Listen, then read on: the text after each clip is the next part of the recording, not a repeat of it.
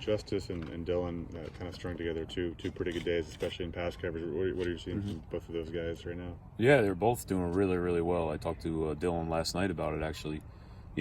It's not day to day, it's even play to play. I mean, they're both stepping up. The competition between those two guys neck and neck, they're both doing a really good job. I'm really happy with where they're at. I know you're going to have to start one, but do you think it's going to be more of a situation where they're both kind of, it's 1A, 1B, and they're going to rotate a lot? We still got a couple of weeks to figure it out. So, knock on wood, if we stay the way we are right now, it would just be a rotational thing, and then we'll see how it shakes out, whoever plays the best. If one separates, then that's what we'll do. But, I could see both of those guys splitting the game and playing a lot of football. How have you thought Dom Sybil's move back to Will has gone so far? It's going pretty well. He's got a little bit of a learning curve to go back to that position because he was so used to playing rush. So every day he's making mistakes, but he's doing some really good things too. He runs really well. He's been a good addition to the group. We're definitely deeper with him there. Would you say his athleticism is probably what he brings to the table? No in doubt. that group? Yeah, he can run, he can blitz. He rushed the passer at rush, and obviously he has some experience playing that position. So he's been a good addition to the fold. We got the 5 guys who played that position in the spring who I thought were pretty good, and Dom comes in. Now we got 6 guys that are pretty good football players, I think, at my position group. And then Rocky Katawanga, he's looked like he was with the second team every now and again. Is he maybe a little ahead of schedule, or what do you think in terms of how he's been? I don't know if I would say he's ahead of schedule. That's more of a rotational, because he's playing some rush also. So we're moving him around a little bit, kind of like we did Dom and Favai, to try to see, we need to develop depth. It's a long season. You hope to play, 13, 14, 15 games. So if someone goes down, you have guys that are cross-trained in certain positions. I can tell you this, he's a lot better than he was in the spring. He's playing a lot faster, so I think he's coming off his knee injury and getting better. So hopefully he's got a really bright future somewhere on our team. Is Travion Brown spending most of his time with you guys, or he's playing rush a little bit? Don't let Coach Brock take Travion from me. Travion is picking things up unlike any freshman I've been around. We had him learning 2 positions. He still knows 2, but I'm sticking him at 1 because that's the one where I think he can help us the best, provide in depth. But he's going to be a really good football player. Penny is also. Penny's got a lot of ability.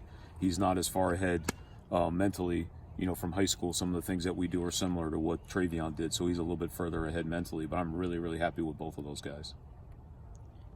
Did you lobby for Silvos?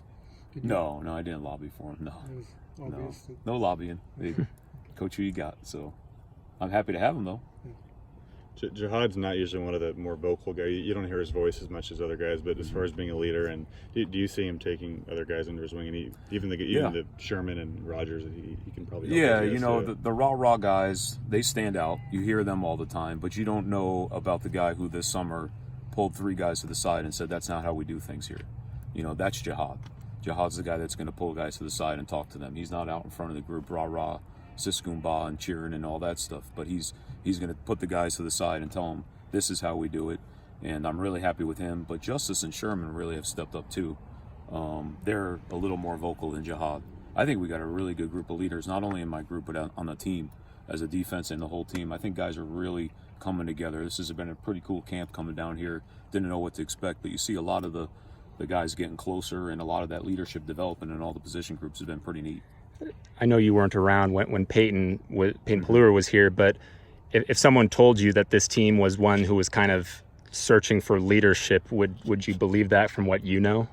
You mean this year? Yeah, this year, in terms of what leadership they have. No, I think we've got a lot of leaders, and I've heard all about Peyton, and was a great player. I got to watch a lot of film of him, and I heard he was a really strong personality, strong leader.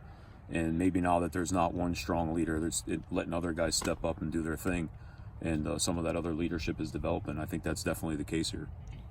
I think I saw Peyton back in Pullman last week. Have you met him or talked to him? No, I've never met him. Okay. I went to the banquet, and he was at the banquet, but he went out the other side door. I was down on it's my Italian brothers.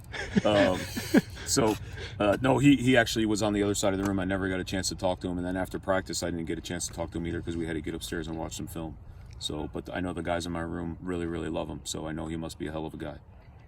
This is an important time for players to bond, but you're new, and I'm sure you're still wanting to bond with a few of the coaches. What's that been like down here?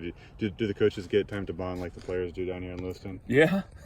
We got 4 guys in a suite, so you're with them and you learn about people's habits in the suite, and then you're spending 18 hours a day together watching film and things of that nature, and then hanging out a little bit after practice and meetings and getting to know each other a little bit more. I think it's one of the brilliant things Coach Leach does is bringing the team down here, because players are rooming with people they would never room with before, and they're coming together as a team, and they're doing the belly flop contest, and the coaches are hanging out together. I think it's a hell of a deal. It's been great, unlike anything I've ever been around. Without throwing anyone under the bus, what's one interesting roommate habit that you've noticed? Well, I can tell you this: Drew has no idea about the history of sports. I can tell you that. We'll leave it at that. The man says Babe Ruth couldn't play today. So, being a Yankee fan, we had a little bit of a chit chat about that. So we'll leave it at that. Sounds good. Jerry Rice too. He said couldn't play wide receiver in today's NFL. So, I mean, consider the source. It's true. I didn't mean to throw him under the bus. You didn't want me to do that, right? I think you kind of did. Keep going. Keep going. You guys good? Thanks, guys. Yeah.